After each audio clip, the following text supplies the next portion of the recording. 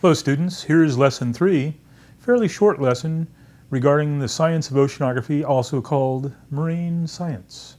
You must understand oceanography draws from other fields of chemistry, physics, biology, and geology.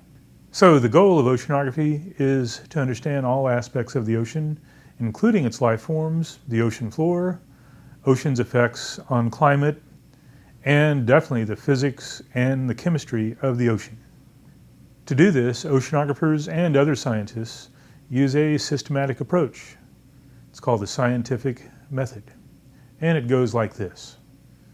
You have curiosity, you ask a question about nature, and here's perhaps the quintessential scientist, Albert Einstein. This is how he did it.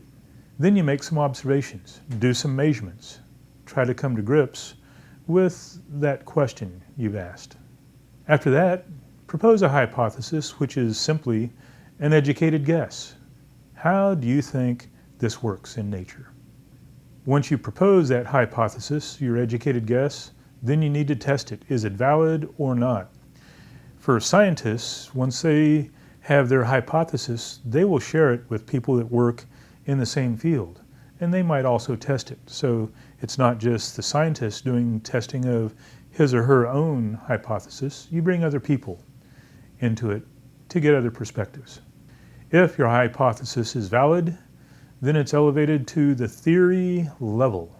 If it's not valid, then you start again. If your theory is proven invariable, then it becomes a law. So consider this. We started at step 1 with a simple curiosity, asking a question. We were completely uncertain about how nature worked in that particular instance. And then as you go through the different steps of the scientific method, you're increasing in certainty. If you get to level 6, then that's the way it works. That's as certain as you get with regard to science.